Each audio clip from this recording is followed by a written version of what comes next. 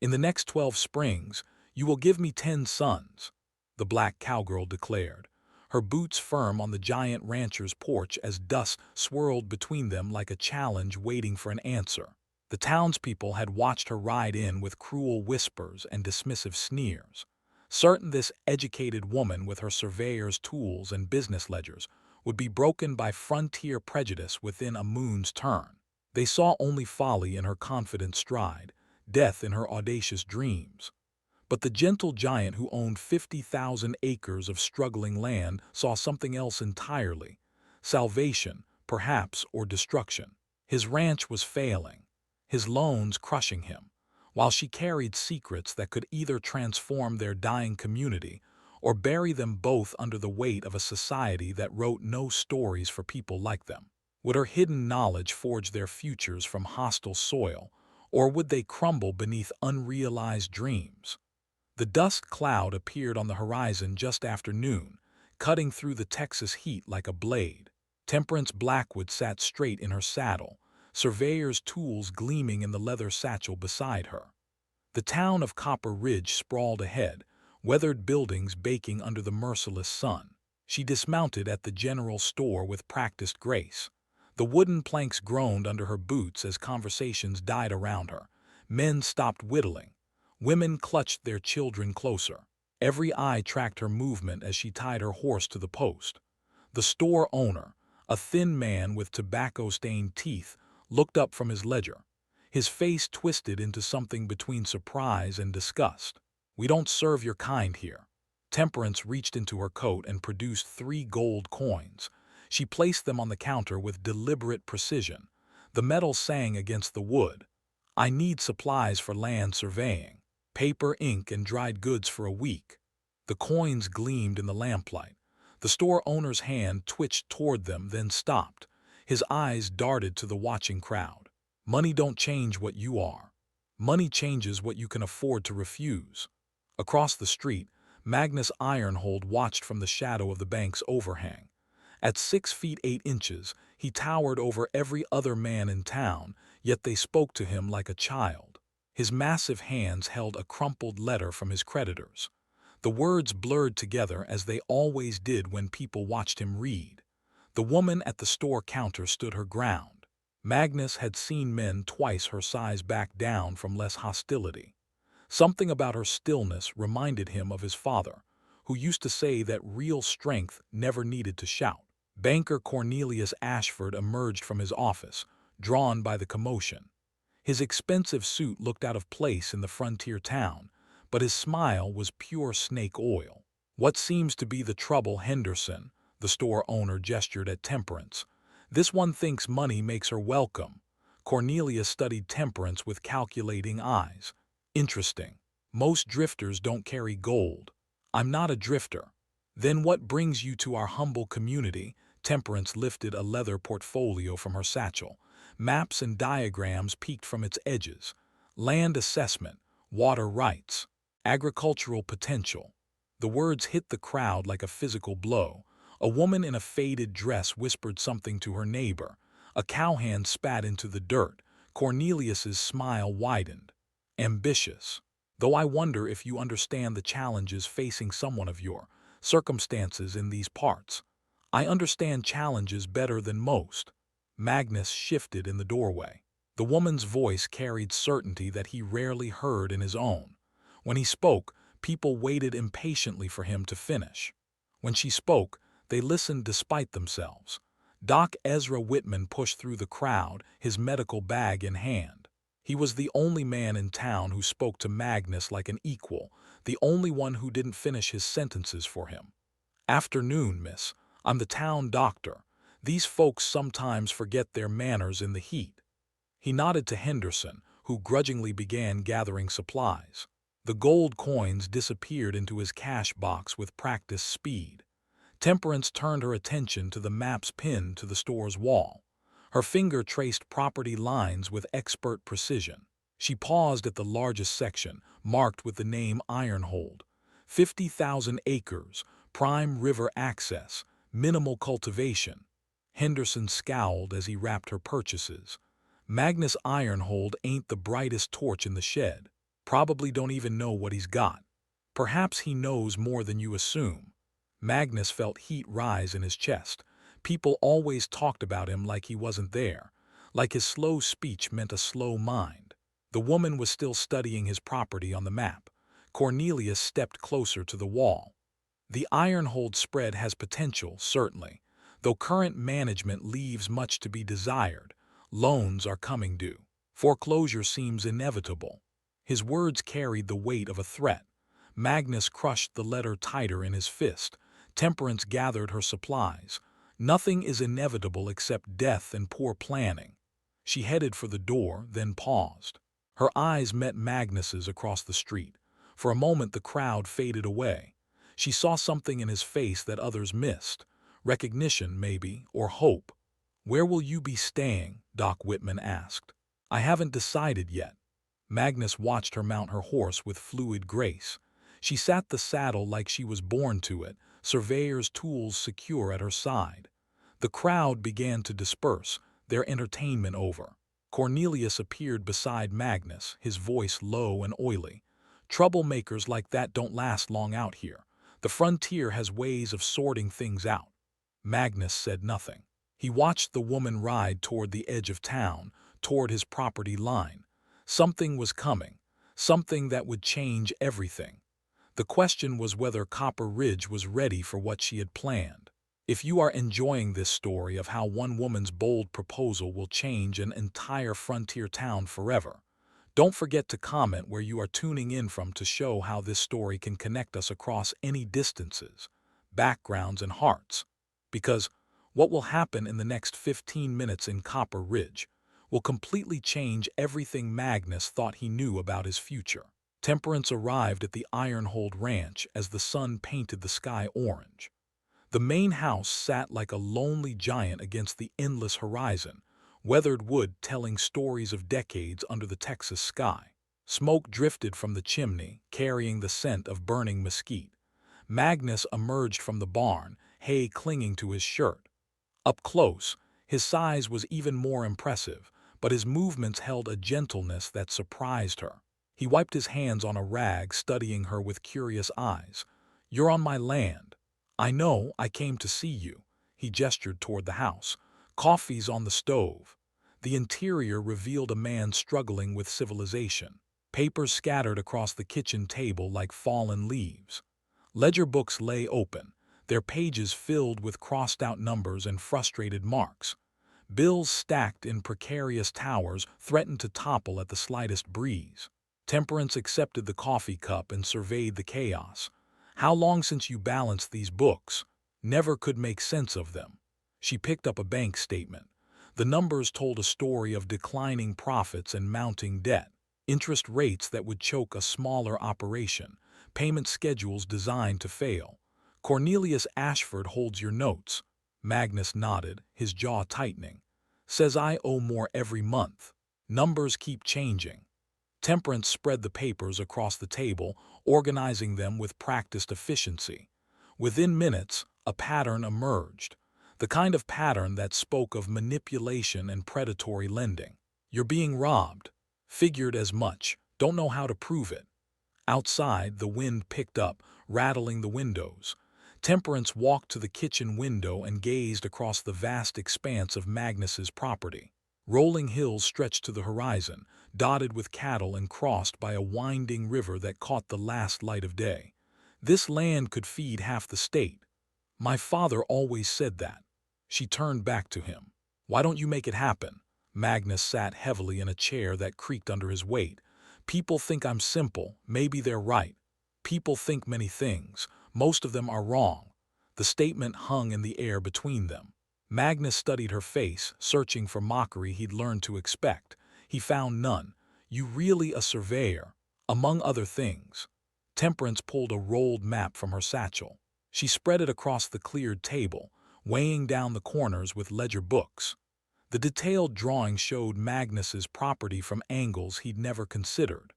Water flow patterns, elevation changes, optimal grazing areas marked in precise detail. "You drew this?" "This afternoon, while riding your fence line."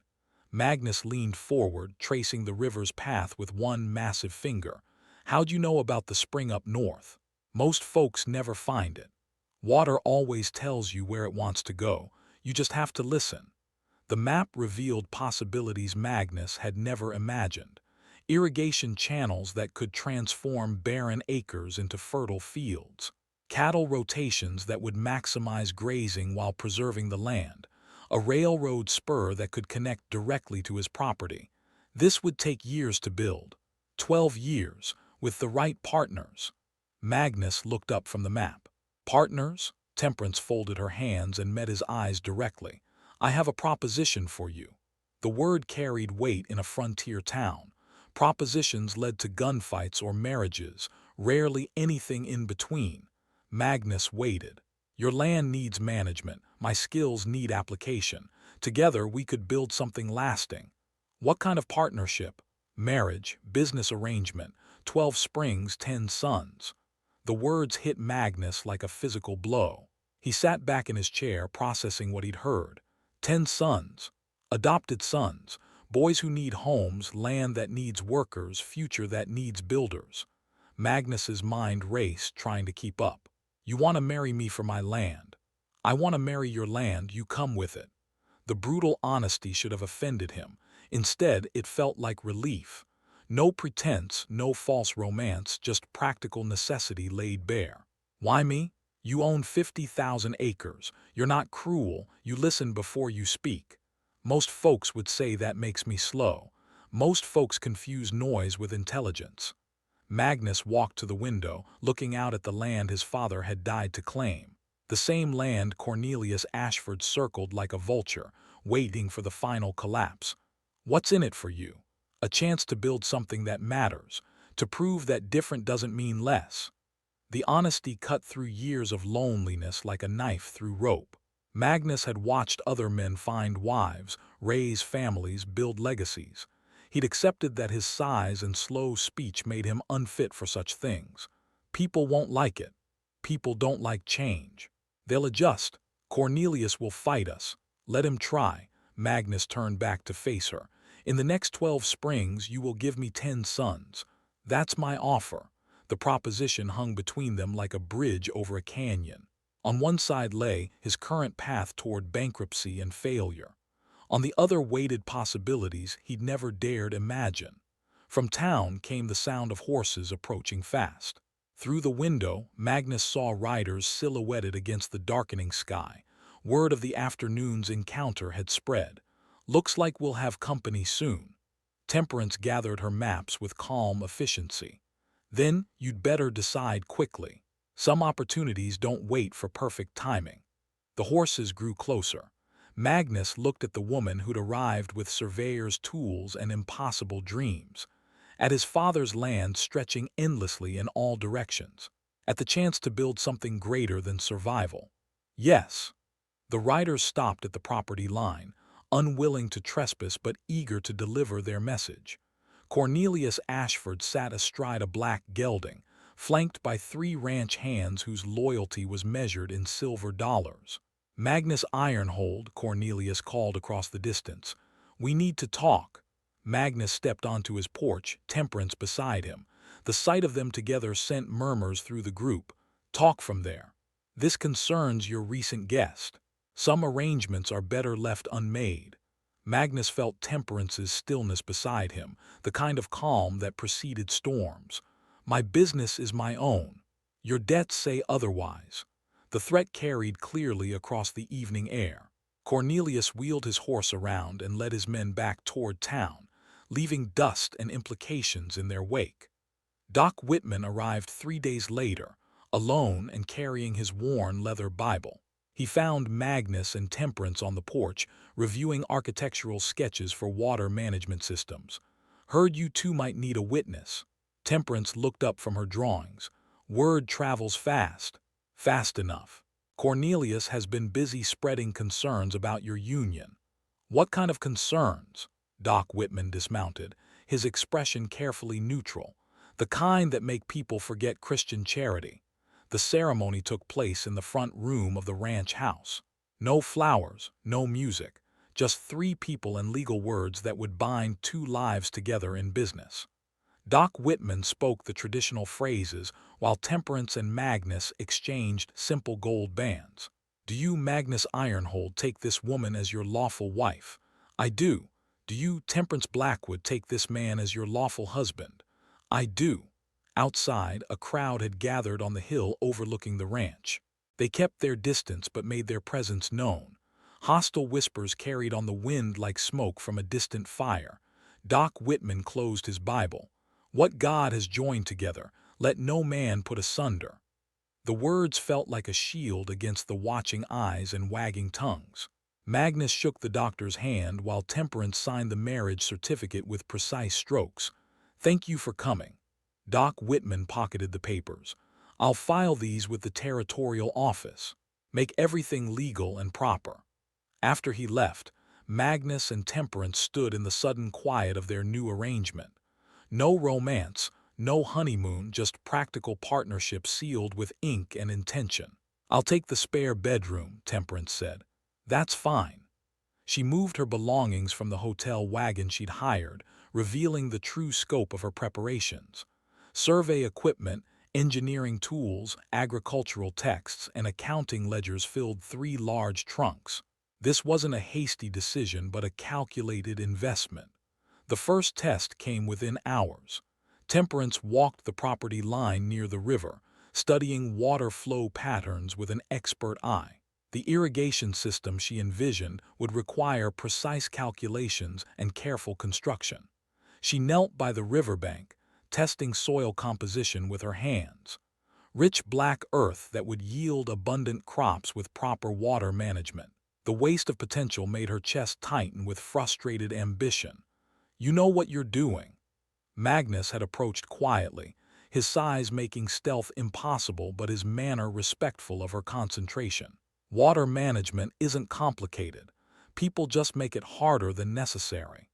She showed him how the natural elevation changes could be used to create gravity-fed irrigation channels, how strategic placement of barriers could control flooding while maximizing distribution. My father tried something like this. Never worked. Did he account for seasonal variation? Magnus shook his head. Just dug ditches where he thought they should go. Water doesn't care what we think. It follows physics. The next morning brought their first real challenge. A young boy appeared at the ranch gate, leading a mule loaded with his worldly possessions. He couldn't have been more than 8 years old, with sun-darkened skin and eyes that had seen too much. You the folks taking in strays. Magnus knelt to the boy's eye level. What's your name, son? Samuel. Samuel Morrison. My folks died in the Indian raid up north. Been walking for 2 weeks. Temperance studied the child with the same calculating gaze she'd used on the land. Possibilities and potential, challenges and opportunities. You know how to work? Yes, ma'am. Can milk cows, mend fences, help with planting? Can you read? Samuel's face fell. No, ma'am, never had schooling. We'll fix that. Magnus looked between his new wife and the first of their promised 10 sons. The arrangement was becoming real in ways he hadn't anticipated. You hungry, Samuel? Yes, sir. They fed the boy at the kitchen table while Temperance explained her vision. 10 children, each with specific skills and responsibilities. A working ranch that was also a school, a business that was also a family. Samuel listened with the intensity of someone who'd learned that survival depended on understanding adult intentions quickly. Where will I sleep? We'll build you a proper room, Magnus said. For now, the loft will do. That evening, while Samuel settled into his new home, Magnus and Temperance reviewed their plans by lamplight. The irrigation project would begin immediately. The school would follow once more children arrived. How many more do you expect? Frontier orphans aren't rare. Word will spread. And Cornelius? Temperance looked up from her sketches. He'll try to stop us. Legal challenges, economic pressure, social isolation. You ready for that fight? I've been fighting my whole life. This time I'm not fighting alone. Magnus nodded, understanding something fundamental about the woman he'd married. She hadn't chosen him for his charm or conversation. She'd chosen him because he could stand against storms without breaking. Outside, the Texas night settled over their land like a promise. 50,000 acres waited for transformation. A young boy slept in their loft, the first of 10 futures they'd sworn to build. The real work was about to begin. The morning Samuel discovered the irrigation channels working perfectly. Temperance was already knee-deep in the river, adjusting the flow gates she'd built from memory and instinct. Water rushed through the carved channels with mathematical precision, feeding crops that had withered for lack of moisture just days before. Magnus watched from the bank as she emerged, soaked and triumphant. The woman moved through complex engineering problems like she was following a map only she could see. "Where did you learn to build like that?" Temperance wrung water from her shirt, her eyes distant with memory. "Millfield Plantation, Virginia. Master Bradley took credit for designing the most efficient irrigation system in 3 counties." The words hung heavy between them. Samuel looked up from feeding the chickens, sensing the weight of untold history. He didn't design it.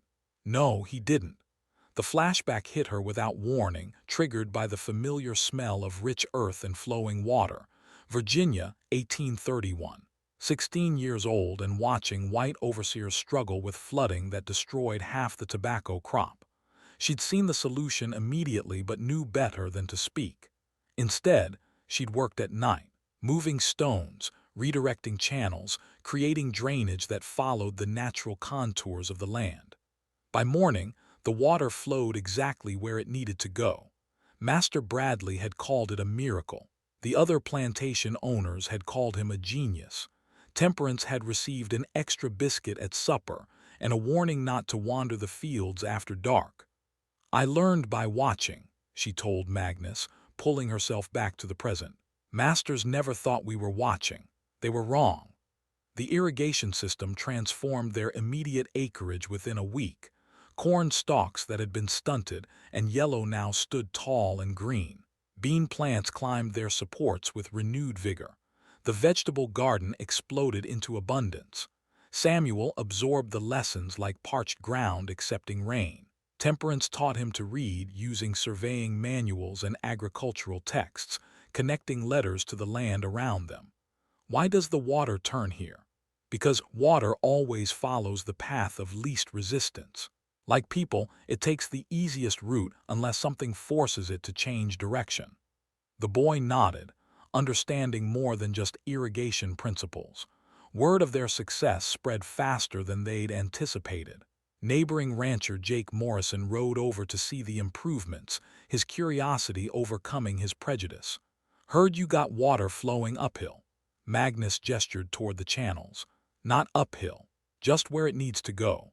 Morrison walked the system, grudging admiration replacing skepticism. "Who designed this?"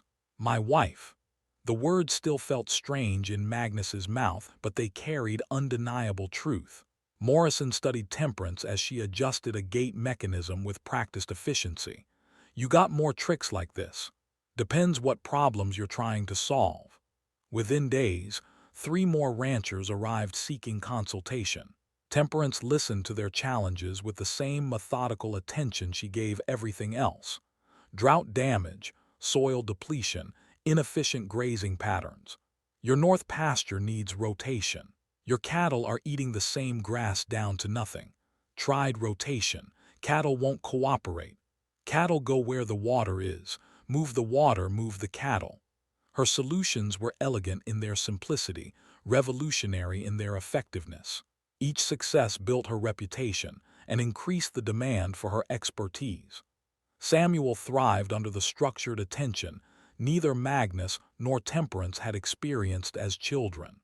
His reading progressed rapidly, his understanding of agricultural principles deepened daily, and his confidence grew with each accomplished task. "Can I help with the next irrigation project?" You can measure the elevation changes. Accuracy matters more than speed. The boy handled the surveying tools with careful reverence, understanding their importance to the family's success. Every measurement contributed to a larger vision of prosperity and permanence. 2 weeks after Samuel's arrival, a wagon approached carrying a woman and 2 children.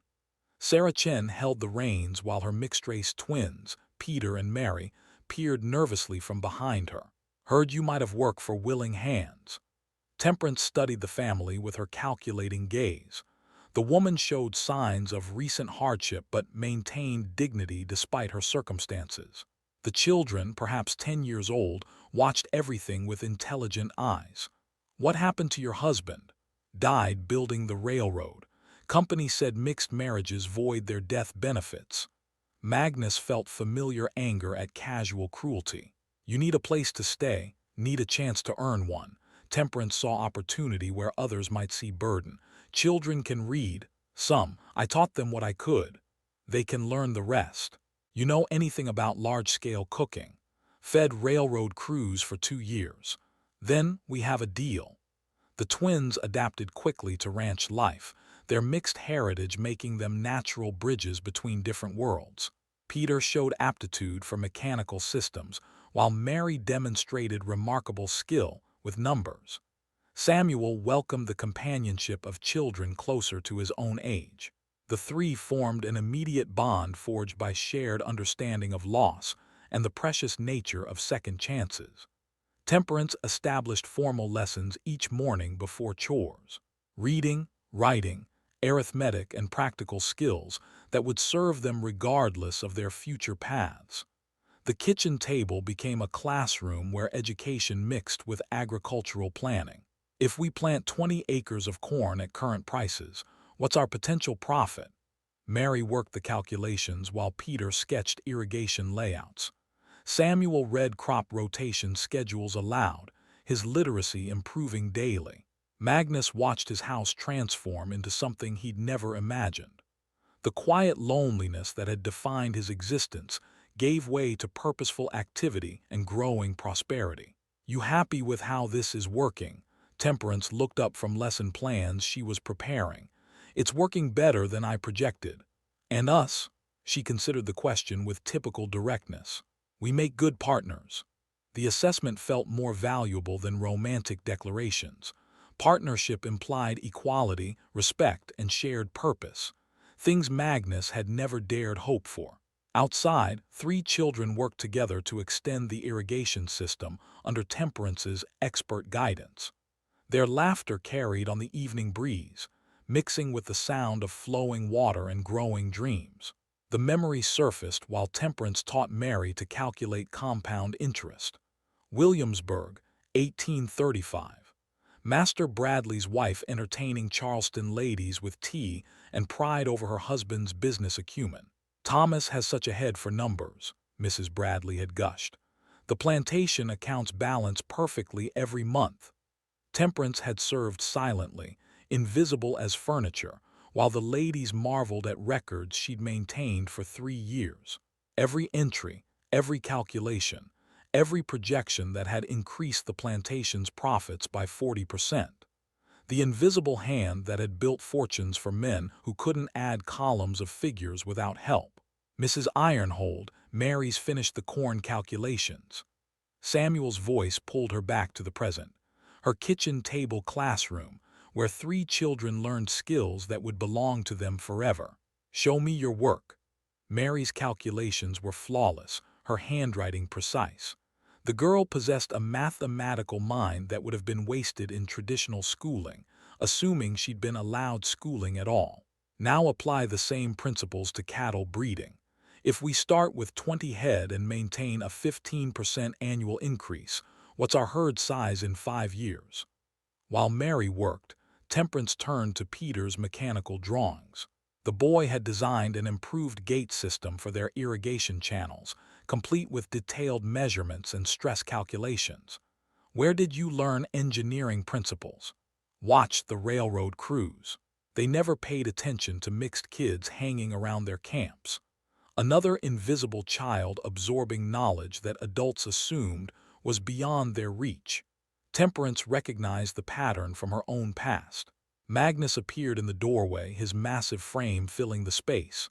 "Got company coming. 3 riders from town." Through the window, Temperance saw Cornelius Ashford approaching with 2 ranch hands. The banker's posture radiated official business and veiled threats. "Children, Continue your lessons inside. She met the visitors on the porch, Magnus beside her in a show of unified authority. Cornelius dismounted with theatrical precision, adjusting his expensive coat like armor. Magnus, Mrs. Ironhold. The formal address carried subtle mockery. What brings you out here, Cornelius? Business concerns. Your recent improvements have attracted attention. Good attention or bad attention? That depends on perspective. Some folks worry about rapid changes to established patterns. Temperance stepped forward slightly. Which folks? Citizens concerned about community standards, property values, traditional arrangements.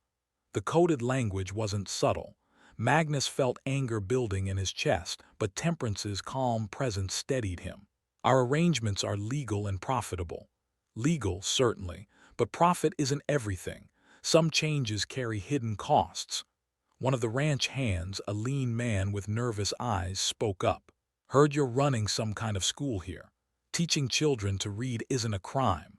Teaching other people's children without proper authority might be. The threat hung in the air like smoke. Temperance studied the three men with calculating eyes, measuring their resolve and identifying their weaknesses. Are you representing the Territorial Education Authority? Cornelius shifted uncomfortably. I'm representing concerned citizens. Then you have no legal standing to dictate educational activities on private property. Her knowledge of territorial law surprised him. Most frontier women deferred to male authority in such matters. Temperance deferred to no one. There are other concerns: labor practices, immigration status of your workers. Sarah Chen is a legal territorial resident. Her children are citizens by birth. Documentation can be verified. Magnus stepped forward, his size suddenly menacing. Are you questioning our word? The ranch hand's hands drifted toward their weapons, a gesture that revealed more than they intended. This wasn't just a social visit. I'm suggesting that rapid changes sometimes require careful examination. Temperance recognized the escalation pattern. Pressure would increase gradually until they made a mistake or provided an excuse for more direct action. Examine whatever you like. Our books are clean, our practices legal, our improvements beneficial to the entire community. The entire community might not agree. Then the entire community can speak for itself. The standoff stretched like a taut rope. Cornelius realized he'd gained no ground and revealed too much of his hand. He remounted his horse with dignity intact, but authority diminished. Changes can be dangerous, Magnus. Sometimes the old ways exist for good reasons. After they left, Magnus and Temperance returned to the kitchen classroom. The children had continued their lessons with admirable focus despite the tension outside. Are we in trouble? Samuel asked. We're successful, Temperance replied. Some people find that troubling. She resumed teaching with calm determination, but her mind was already working on defensive strategies. Legal challenges would come first, followed by economic pressure, then social isolation. Each phase would require different responses and preparations. That evening, after the children were asleep, Magnus found Temperance on the porch reviewing territorial statutes by lamplight. You really know all those laws. I learned them the same way I learned everything else, by watching and listening when people thought I wasn't. Another memory fragment surfaced. Richmond Courthouse, 1840. She'd accompanied Master Bradley to property disputes and business meetings, standing silently while lawyers argued cases that hinged on principles she understood better than most of the men involved. The law is just another tool, she told Magnus. Like irrigation or accounting, most people never bother to learn how it actually works. And you did. I had to. People like me don't get second chances when we make legal mistakes. Magnus understood the weight behind her words. His own slow speech had taught him to think carefully before speaking. Her background had taught her to think 10 steps ahead in every situation. What do we do about Cornelius? We succeed so obviously that opposing us becomes politically impossible. How? Temperance gestured toward the irrigated fields, the thriving garden, the house filled with learning children. We build something so valuable that the community can't afford to lose it. The strategy was elegant in its simplicity. Instead of fighting prejudice directly, they would make themselves indispensable. Economic necessity would overcome social resistance. You think that will work? It worked in Virginia. Plantation owners hated depending on slave expertise, but profit trumped prejudice every time. This time would be different. This time she would own her innovations, claim credit for her successes, and build a legacy that belonged to her family alone. In the distance, lights flickered in Copper Ridge. The town slept fitfully, disturbed by changes that challenged comfortable assumptions about race, class, and capability. Tomorrow would bring new challenges and new opportunities to prove their worth. The drought began in late spring, creeping across Texas like a slow-burning fire. By midsummer, every ranch within 50 miles was struggling except one. The Ironhold property remained green and productive while neighboring spreads turned brown and barren. Jake Morrison arrived at dawn, his hat in his hands and desperation in his eyes. "My cattle are dying." Magnus found Temperance in the south field, teaching Samuel and the twins to calculate optimal crop spacing. She looked up from her measurements, unsurprised by the interruption. "How many head?" "Lost 30 this week. Got maybe 2 weeks of water left in my wells." Temperance walked to the ridge overlooking Morrison's property. His land stretched endlessly under the punishing sun, cracked earth telling the story of poor water management and stubborn pride. "Your north pasture has a natural depression. Underground spring feeds it during normal years. That patch has been dry for months because you're not accessing the water table correctly." She sketched modifications to his existing well system, showing how proper placement could tap reserves he'd never known existed. The engineering principles were complex, but her explanations made them accessible. This would work. It worked for the largest plantation in Virginia. It'll work for 8,000 acres in Texas. Morrison studied the drawings with growing excitement. "What's it gonna cost me?" "Nothing, but you'll owe the community a debt when this drought breaks." The first rescue operation established a pattern that would define the next 2 years. Temperance provided solutions, Magnus coordinated implementation, and their growing family of children learned practical engineering through hands-on crisis management. Samuel had grown tall and confident, his reading skills now surpassing most adults in town. Peter's mechanical aptitude had evolved into genuine engineering talent, while Mary's mathematical mind could calculate complex water flow dynamics in her head. The twins, Elena and Carlos, had arrived in early summer. Their parents had died in a cholera outbreak, leaving behind 2 children who spoke 3 languages and possessed advanced knowledge of metallurgy learned from their blacksmith father. "We need stronger gate mechanisms for the Morrison project," Temperance told Carlos. "Current designs won't handle the water pressure." The 14-year-old boy studied the problem with inherited expertise. "Papa always said metal has memory. You have to work with its nature, not against it." Within hours, Carlos had designed reinforcement modifications that would triple the gate's durability. His sister Elena contributed chemical knowledge that prevented corrosion in the harsh Texas climate. The Morrison rescue succeeded beyond expectations. His wells produced abundant water, his cattle recovered, and his gratitude spread through the ranching community like wildfire. 3 more families arrived seeking help before month's end. Doc Whitman appeared regularly now, documenting the social experiment with scientific precision. He measured crop yields, tracked population growth, and recorded educational progress with methodical thoroughness. "Your corn production is up 400% from regional averages." Temperance adjusted an irrigation valve while continuing their conversation. "Proper water management and soil rotation. Basic agricultural science. Basic to you, revolutionary to everyone else." The doctor's research revealed patterns that amazed even Temperance. Children in their household demonstrated literacy rates, mathematical competence, and practical skills far exceeding territorial standards. You're creating a new model for frontier education. I'm teaching children to think. The frontier needs people who can solve problems, not just follow orders. Magnus emerged from the barn leading a magnificent stallion, the newest addition to their expanding operation. His confidence had grown alongside their success, his speaking style now recognized as thoughtful rather than slow. Breeding programs showing results. This one should produce excellent working horses. The transformation in Magnus impressed everyone who'd known him before his marriage. The gentle giant had revealed hidden depths of intelligence and leadership that flourished under respectful partnership. Town council wants to meet with us, he told Temperance. About what? Our school. They want to make it official.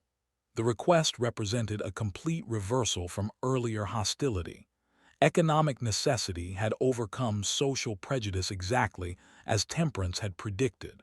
That evening, the sixth child joined their household.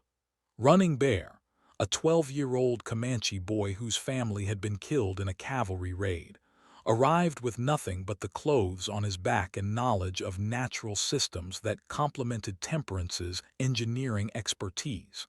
Water speaks differently in different places, he told her in careful English.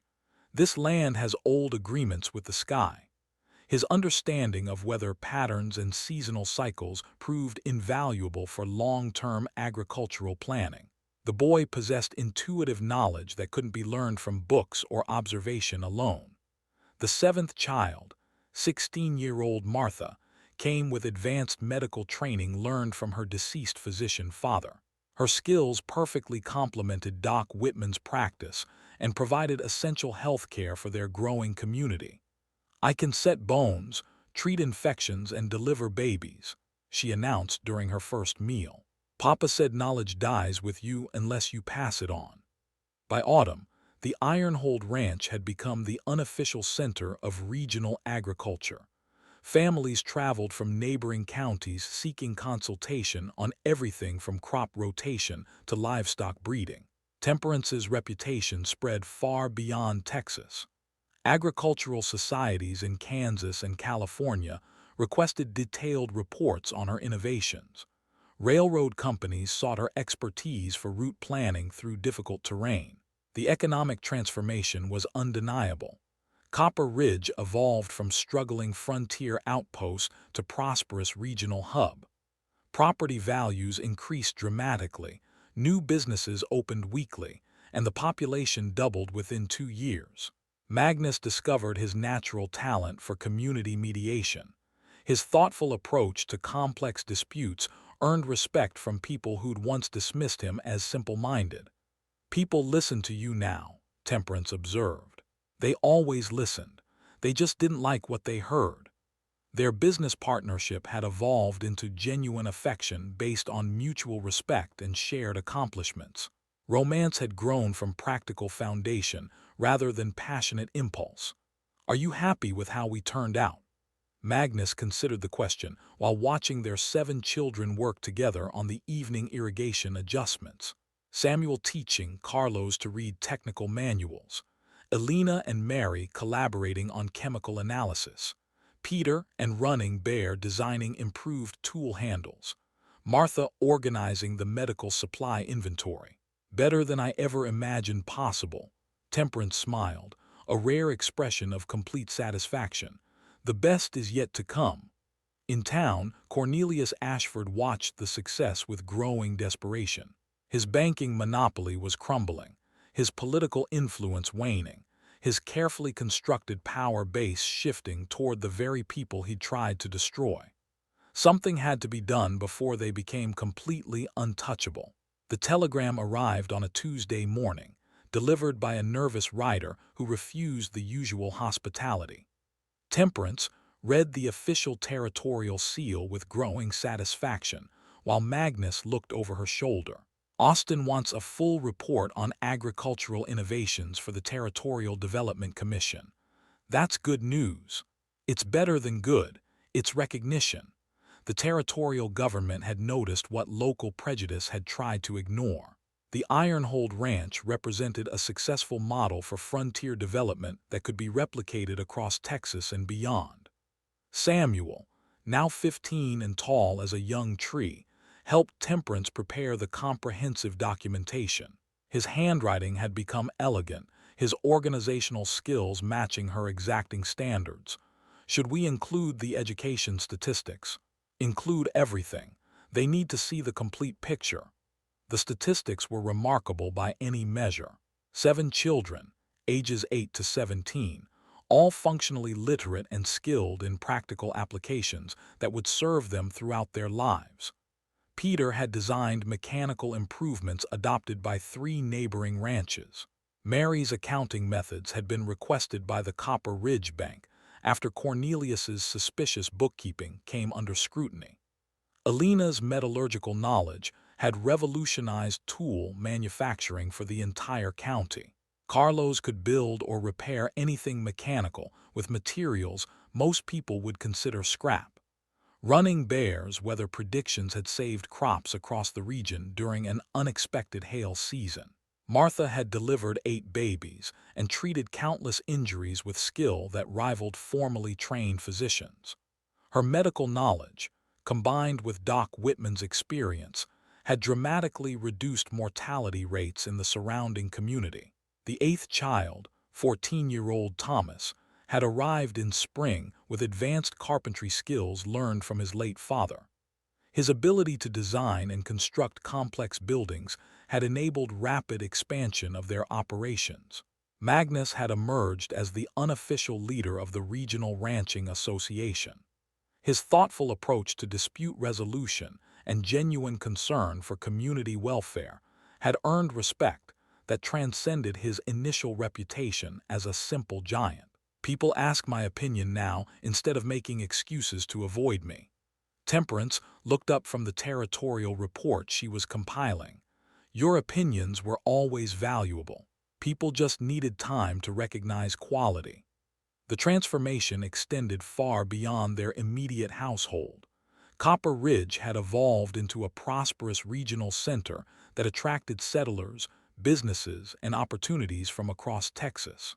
The school Temperance had established in their kitchen now occupied a dedicated building in town, with Martha teaching medical fundamentals and Peter instructing mechanical principles to children whose parents had initially opposed integrated education. Doc Whitman's research had attracted attention from educational reformers in Chicago and Boston. His documentation of their success provided scientific credibility to approaches that challenged conventional wisdom about race, class, and capability. Your model demonstrates that frontier communities can thrive through inclusion rather than exclusion. The frontier doesn't care about social prejudices. It cares about competence and results.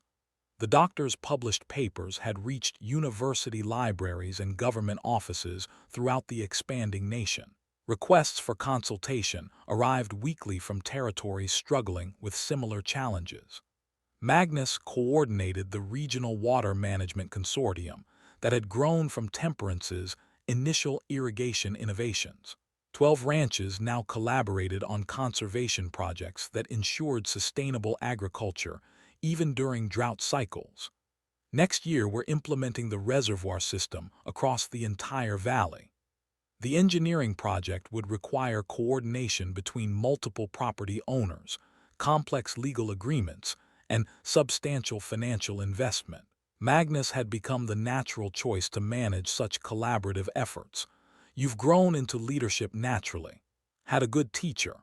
Their partnership had deepened into genuine affection built on mutual respect and shared accomplishments. The business marriage had evolved into something more meaningful than either had originally envisioned. The 9th child, 11-year-old Rebecca, brought artistic talents that seemed frivolous until Temperance recognized their practical applications. The girl's ability to create detailed technical drawings made complex engineering concepts accessible to people with limited education. Show Mr. Henderson how the new plow design will work. Rebecca's illustrations transformed abstract mechanical principles into clear visual instructions that any farmer could follow. Her artistic gifts served essential communication functions in their expanding operation.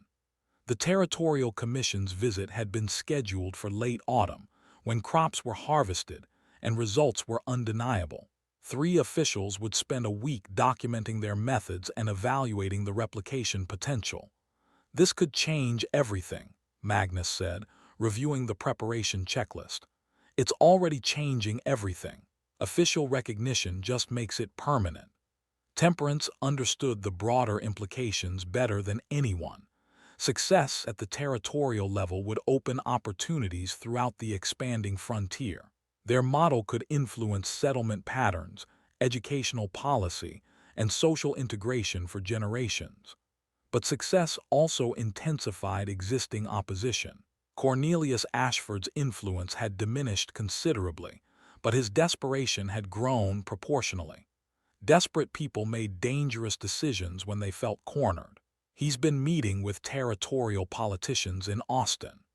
Doc Whitman delivered the warning during his regular visit, his expression troubled by information he'd gathered through professional contacts. What kind of meetings?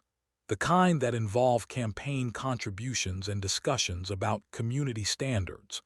The threat was sophisticated now, operating at political levels where money and influence mattered more than demonstrated success.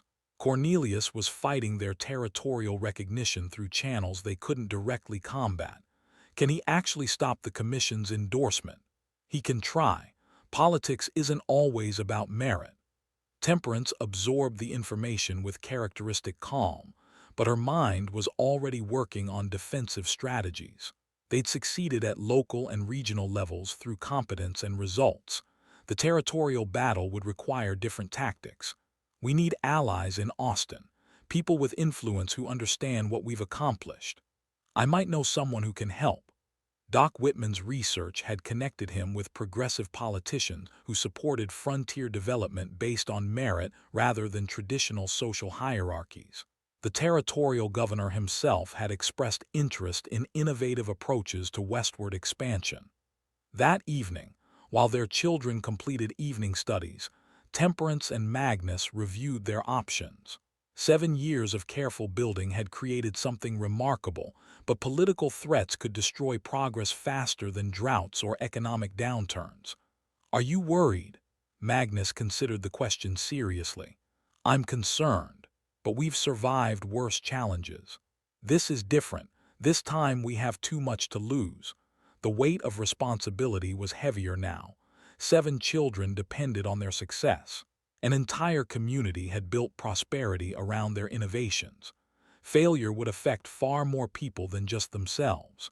Outside, the first frost of autumn silvered the fields they'd transformed through 7 years of systematic work. Tomorrow would bring new challenges, but tonight their family was secure in the home they'd built together. The real test was still coming. The legal papers arrived on a cold November morning, delivered by a territorial marshal who apologized for his duty.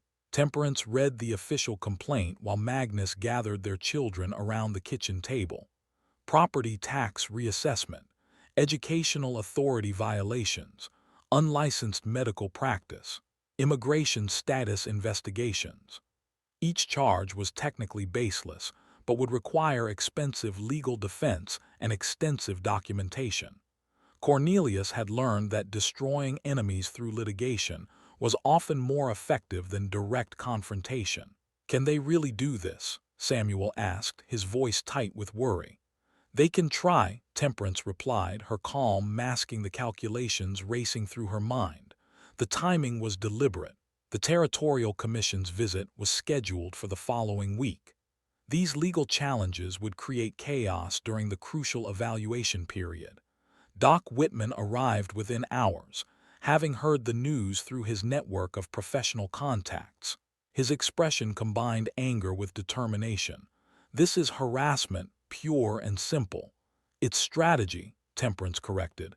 Cornelius can't attack our success directly, so he's attacking our legal standing. Magnus studied the documents with growing understanding. His reading had improved dramatically over 7 years, his comprehension of legal language now matching his practical intelligence. He's claiming we're operating a school without proper territorial licensing. Our school operates on private property with private funding. No licensing required. He's also questioning Martha's medical practice. The 17-year-old girl looked up from organizing supply inventories. I treat injuries and deliver babies. Same as any frontier woman with medical knowledge. But you're not married, and you're living in an unconventional household, Doc Whitman explained. They're twisting normal frontier practices to make them sound illegitimate. The immigration challenges were more serious. Elena and Carlos's parents had died before completing their naturalization process. Running Bear's tribal status created complex questions about citizenship that territorial law hadn't clearly addressed. We have documentation for everyone, Magnus said. Documentation can be challenged. Bureaucracies love paperwork battles. That afternoon brought worse news. 3 ranchers who'd benefited from Temperance's water management innovations had received similar legal challenges. Cornelius was attacking their entire network of allies and supporters. He's trying to isolate us, Temperance observed. It's working, Magnus replied grimly. The Territorial Commission postponed their visit pending resolution of the legal issues. 7 years of careful building was being undermined by paperwork and political manipulation. Samuel found Temperance in the barn that evening, reviewing property deeds by lamplight. The 15-year-old had grown into a thoughtful young man whose understanding of their situation was painfully clear. Are we going to lose everything? Not if I can help it. But doubt crept into her voice for the first time since arriving in Texas. She'd overcome prejudice, drought, economic pressure, and social hostility through competence and determination. Legal warfare required different weapons. There's something else, Samuel said quietly. He produced a letter he'd intercepted at the post office, addressed to Magnus in handwriting neither of them recognized. The contents made Temperance's blood run cold. The letter claimed to be from Magnus's long-lost brother in Missouri, expressing concern about reports of his unfortunate marriage and offering assistance in correcting the situation. The timing and language suggested Cornelius's influence rather than genuine family concern. This is fabricated, but it gives him another angle of attack, questions about coercion, mental competency, family intervention. The web of legal challenges was more sophisticated than they'd initially realized. Cornelius had learned from his earlier failures and was now attacking from multiple directions simultaneously. Magnus appeared in the doorway, his massive frame backlit by kitchen lamplight. Children are asking questions I can't answer. The 3 of them stood in the familiar space where so many problems had been solved through careful planning and systematic thinking. This challenge felt different, more dangerous because it operated in realms where competence mattered less than connections. We need legal representation, Temperance admitted. Territorial lawyers cost money we don't have liquid. Then we liquidate assets. The prospect of selling land or livestock to fund legal defense went against everything they'd built. But losing everything to legal manipulation would be worse. Doc Whitman returned the next morning with unexpected news. His research contacts had included progressive lawyers who specialized in territorial rights and social innovation cases. James Morrison in Austin has been following your story through my papers. He's offering representation at reduced rates. What's his interest? He believes your success represents the future of frontier development.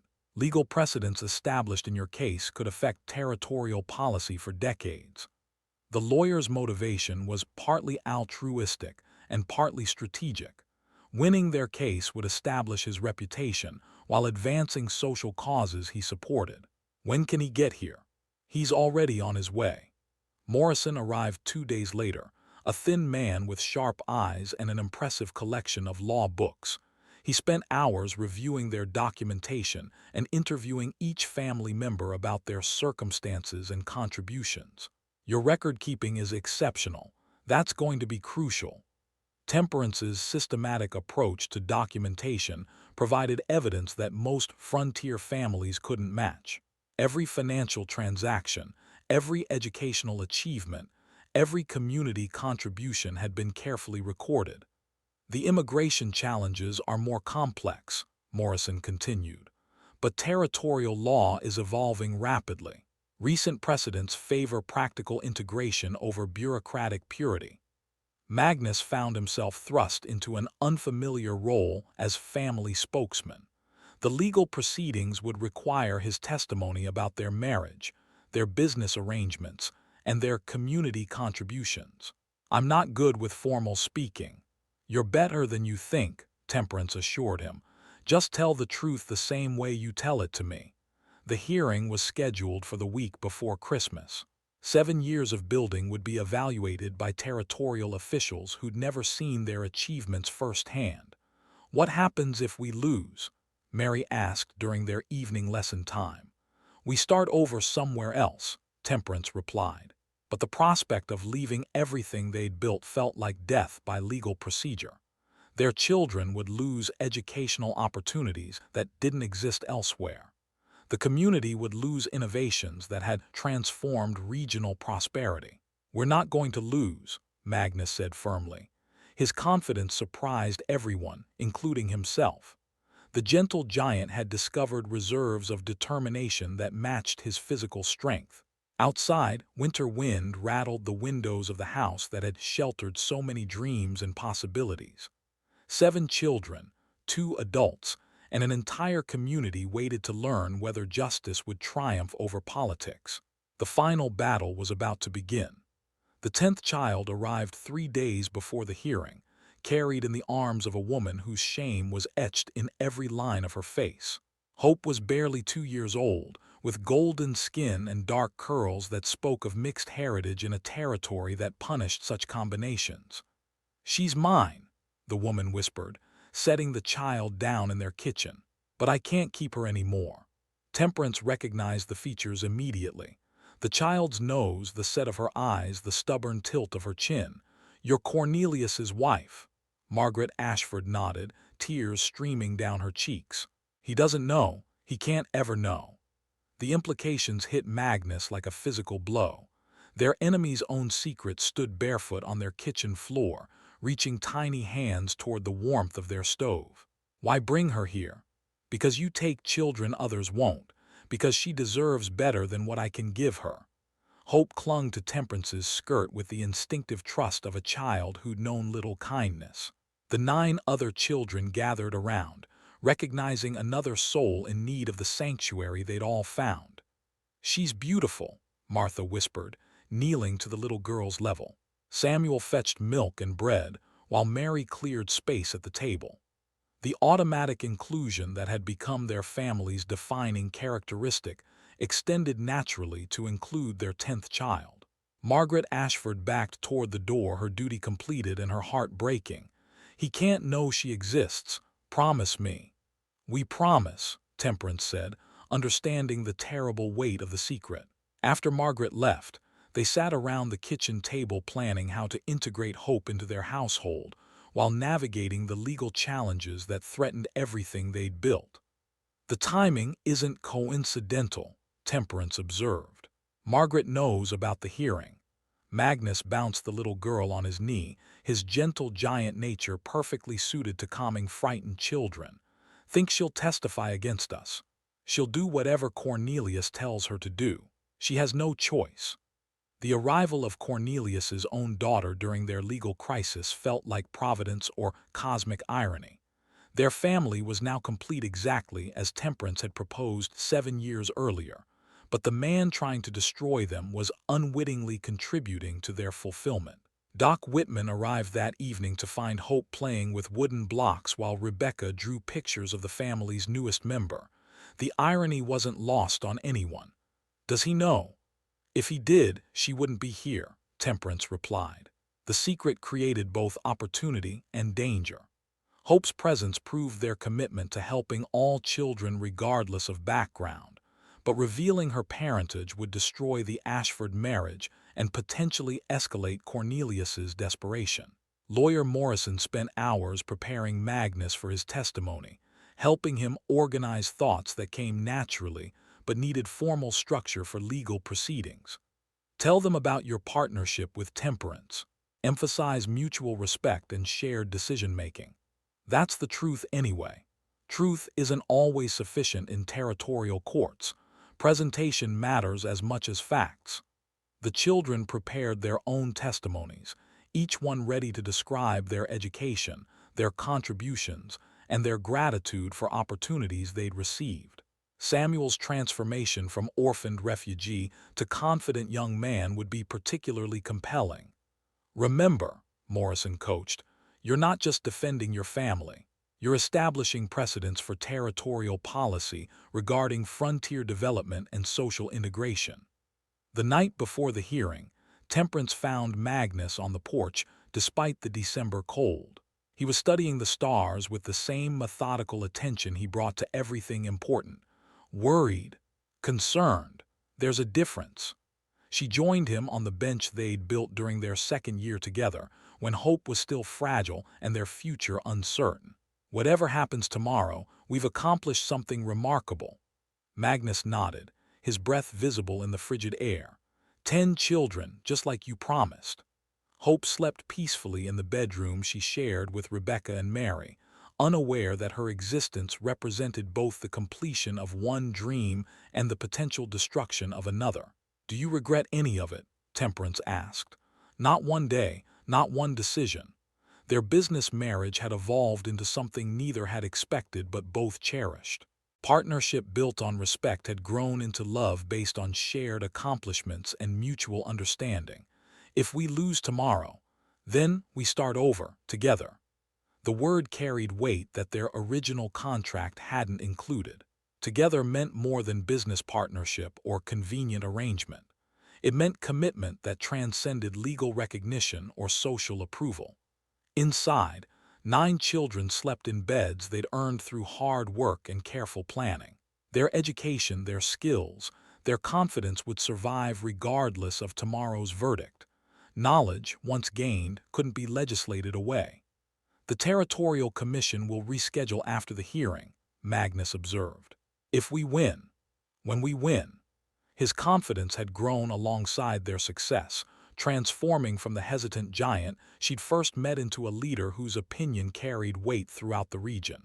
Dawn approached with crystalline clarity, painting the landscape in shades of silver and gold. Their irrigated fields stretched toward the horizon, evidence of what could be accomplished through intelligence, determination, and systematic effort. 7 years of building would be evaluated by territorial officials who understood politics better than agriculture, law better than justice, procedure better than results. But truth had its own power, and their truth was written across 50,000 acres of transformed land, in the faces of 10 children who'd found hope where others saw only problems, in a community that had learned to value contribution over convention. The sun climbed higher, burning off the frost and warming the earth they'd learned to love. Somewhere in town, Cornelius Ashford was preparing his final assault on everything they represented. His own daughter slept peacefully in their care, unaware that she embodied both the completion of their family and the weapon that could destroy their enemy. Justice would be decided by strangers, but their legacy was already written in the lives they'd changed and the land they'd transformed. The hearing would begin at noon.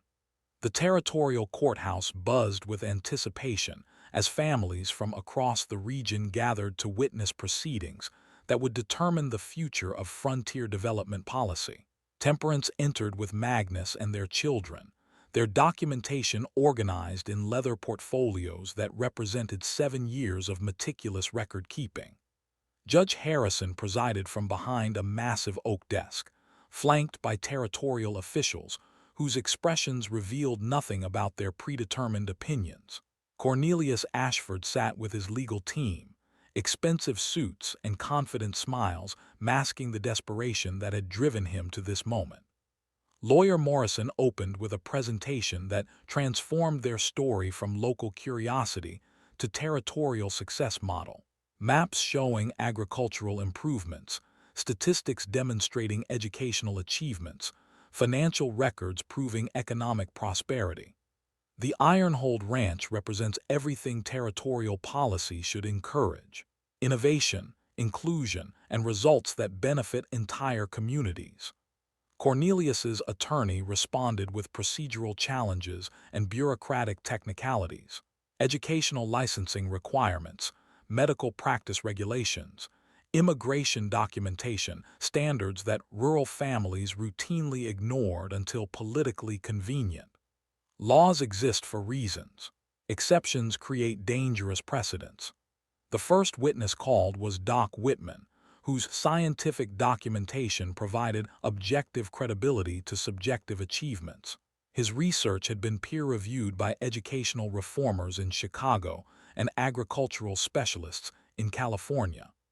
Literacy rates among the Ironhold children exceed territorial averages by 300%.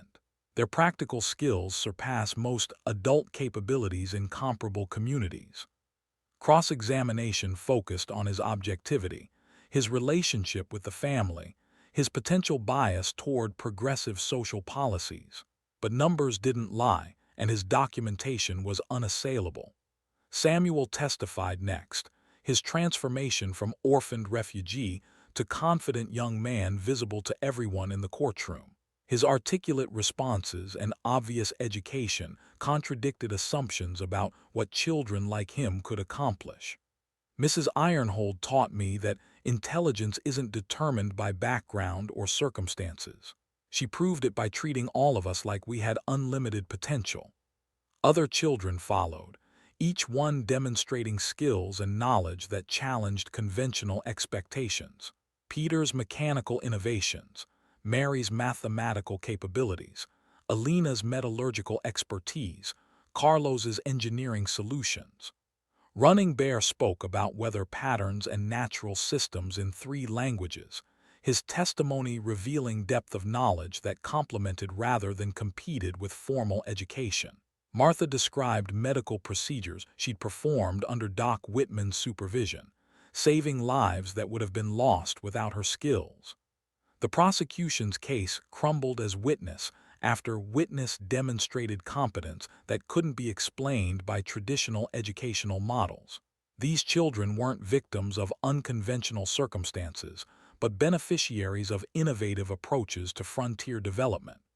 Magnus took the stand with quiet dignity, his slow speech now recognized as thoughtful consideration rather than limited intelligence. His testimony revealed the depth of partnership that had transformed both his life and his land. Temperance didn't marry me for my money or my property. She married my potential and helped me realize it. But surely, you recognize the unusual nature of your arrangement. Nothing about frontier life is usual. We adapt to circumstances, or we fail. His responses revealed strategic thinking and genuine leadership that contradicted years of community assumptions. The gentle giant had become a respected voice in regional development precisely because his partnership with Temperance had allowed his natural abilities to flourish. Temperance's testimony began with her credentials, establishing expertise that most frontier women couldn't claim. But her real defense was results that couldn't be disputed or explained away. I proposed a 12-year partnership to produce 10 children and transform 50,000 acres of underutilized land. We've accomplished both goals ahead of schedule. The prosecution attempted to discredit her methods, her background, her motives. But every challenge was met with documentation, evidence, and testimonials from families whose lives had been improved by her innovations. Your unorthodox approaches have created community tensions and social disruption. My approaches have created prosperity and opportunity. Social tension comes from people who profit from maintaining inadequate systems. The moment Morrison had been preparing for arrived when he requested permission to introduce evidence of systematic fraud in local banking practices. Cornelius's attorney objected vigorously, but the judge allowed examination of financial records that revealed years of predatory lending and document manipulation. The revelation that emerged was stunning. Temperance's meticulous record-keeping had exposed discrepancies in land titles, loan documents, and property transfers that affected dozens of families throughout the region. These irregularities suggest systematic fraud rather than clerical errors. Cornelius watched his carefully constructed web of financial control unravel as evidence mounted. Forged signatures, altered dates, interest calculations that violated territorial lending regulations. The defendant's obsessive documentation has revealed crimes that might otherwise have remained hidden indefinitely. The prosecution's case collapsed as attention shifted from the Ironhold family's unconventional success to Cornelius's conventional criminality. Families discovered they owned property they'd never known about, while others learned that debts they'd struggled to pay were legally invalid. Margaret Ashford sat in the gallery, her face pale as she watched her husband's empire dissolve. Hope played quietly beside Temperance, unaware that her existence represented both the completion of one family and the destruction of another. The judge's verdict was swift and comprehensive. All charges against the Ironhold family were dismissed.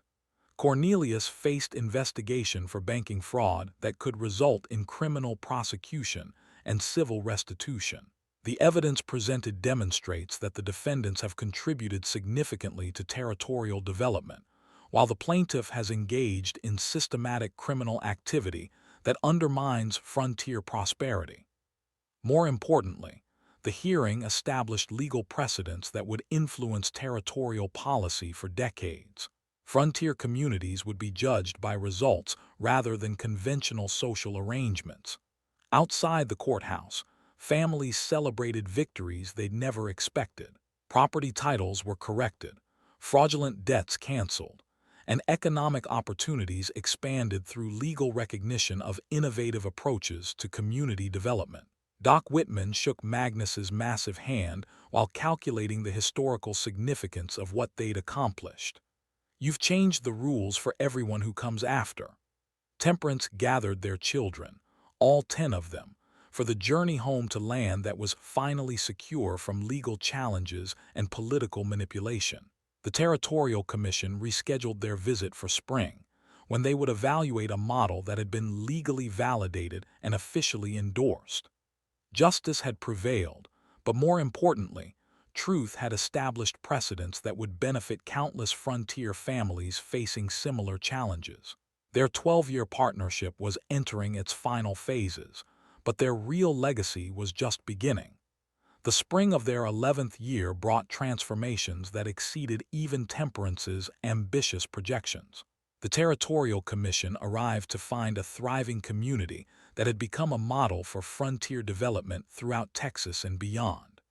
Commissioner Elizabeth Hartwell walked the irrigated fields with wonder, her notebook filled with observations that would reshape territorial policy. "Your crop yields are remarkable, but the social integration is even more impressive. Children of every background work together maintaining the complex water management systems, their competence obvious to anyone willing to observe without prejudice." Samuel, now 17 and tall as his adoptive father, explained engineering principles with the confidence of someone whose intelligence had never been questioned. "The key is understanding that water always seeks the most efficient path. Our job is creating paths that serve human needs while respecting natural systems." Peter demonstrated mechanical innovations that had been adopted by ranches across 3 counties. His designs improved efficiency while reducing the physical demands of frontier agriculture. Mary's accounting methods had revolutionized regional business practices, her mathematical precision helping families maximize profits while avoiding the predatory lending that had once trapped them in cycles of debt. The commission spent days documenting educational achievements that challenged every assumption about frontier schooling. Alina taught advanced chemistry using equipment she'd built from salvaged materials. Carlos had established a metalworking shop that produced tools superior to anything available through traditional supply chains. Running bears whether predictions had become essential for regional agricultural planning, his understanding of natural cycles complementing the scientific methods Temperance had taught all the children. Martha's medical skills had earned recognition from the Territorial Health Authority, her practical knowledge saving lives throughout the surrounding communities while training other young women in essential healthcare techniques. Thomas's architectural designs had influenced construction throughout Copper Ridge, his buildings demonstrating that frontier structures could be both functional and beautiful when designed by someone who understood both engineering and aesthetics. Rebecca's artistic documentation had become crucial for communicating complex agricultural innovations to families with limited formal education, her drawings making sophisticated techniques accessible to anyone willing to learn. Hope, now 3 years old, spoke 2 languages and demonstrated the intellectual curiosity that characterized all the children raised in their unconventional household. Her golden curls and mixed heritage represented the future of a territory learning to value contribution over convention. Magnus had evolved into a regional leader whose opinion carried weight in territorial development discussions. His thoughtful approach to complex problems had earned respect that transcended his origins as a dismissed, gentle giant. Communities thrive when they focus on what people can contribute rather than what makes them different. The transformation extended far beyond their property boundaries. Copper Ridge had become a destination for families seeking opportunities unavailable in more traditional communities. Property values had increased dramatically, while social tensions had decreased as economic prosperity made inclusion profitable. Doc Whitman's published research had attracted attention from universities and government agencies throughout the expanding nation. His documentation provided scientific credibility to approaches that were being replicated in territories from Kansas to California. Your success has influenced frontier policy at the federal level. Immigration and settlement patterns are changing because of what you've demonstrated here. The legal victory had exposed widespread fraud that extended far beyond Cornelius's activities. Territorial authorities had discovered a network of predatory lending and document manipulation that had affected hundreds of families across Texas. Restitution payments had transformed the regional economy, returning stolen property and canceling fraudulent debts that had kept families trapped in poverty. Justice had proved more powerful than political influence when backed by meticulous documentation and moral authority. Cornelius himself faced criminal prosecution and civil penalties that would strip him of ill-gotten wealth accumulated through decades of systematic fraud. His banking empire had collapsed, his political influence had evaporated, and his social standing had been destroyed by revelations of hypocrisy and criminality. Margaret Ashford had quietly divorced her husband and moved east with relatives, her secret safe but her marriage destroyed by consequences of choices made years earlier. Hope would grow up knowing love and opportunity rather than shame and limitation. The Territorial Commission's final report recommended the Ironhold model for implementation throughout the expanding frontier. Federal policy would encourage innovative approaches to community development that prioritized results over traditional social arrangements. Your partnership has demonstrated that frontier communities can thrive through inclusion, education, and systematic development of human potential regardless of background or circumstances. Commissioner Hartwell presented Temperance with an official appointment as Territorial Advisor for Agricultural and Educational Development, a position that would influence settlement patterns and community planning across the expanding nation. Your expertise is needed in territories that face the same challenges you've overcome here. Magnus received recognition as Regional Coordinator for Water Management and Community Development, his leadership abilities finally acknowledged by authorities who had once dismissed him as intellectually limited. The appointment came with substantial compensation and the resources to expand their innovations throughout Texas and into neighboring territories. Their success had created opportunities neither had imagined when first negotiating their business partnership.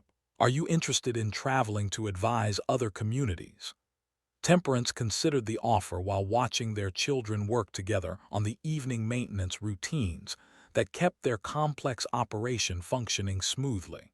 Our real work is here. Other communities can adapt our methods, but our children need consistency and stability. The decision reflected priorities that had evolved over 11 years of building something more valuable than money or recognition. Their family had become the foundation for everything else they'd accomplished. That evening, as they reviewed plans for the final year of their original 12-year agreement, Magnus and Temperance sat in the familiar quiet of their kitchen, where so many dreams had been transformed into reality. One more spring to complete our contract. The contract was fulfilled years ago. Everything since then has been choice. Their business arrangement had become genuine partnership, then evolved into love built on mutual respect and shared accomplishment. The practical foundation had proved more durable than romantic passion for sustaining a relationship through the challenges of frontier life.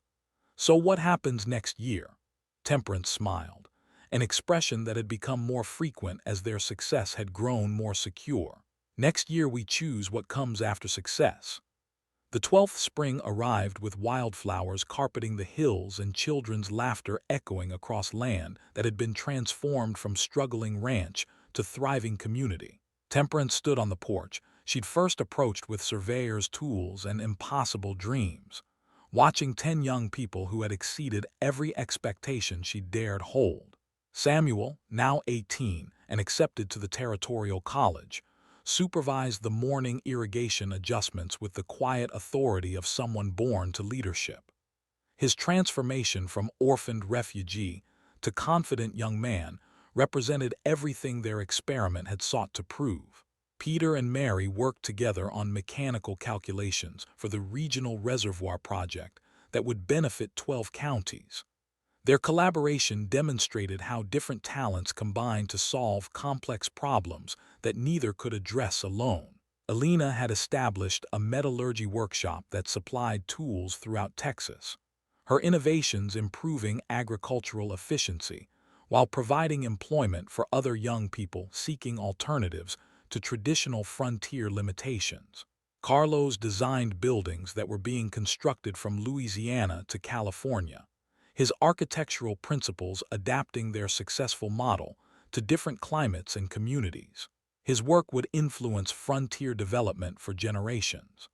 Running Bear served as weather consultant for the Territorial Agricultural Commission, his predictions helping communities prepare for seasonal challenges that had previously destroyed crops and bankrupted families.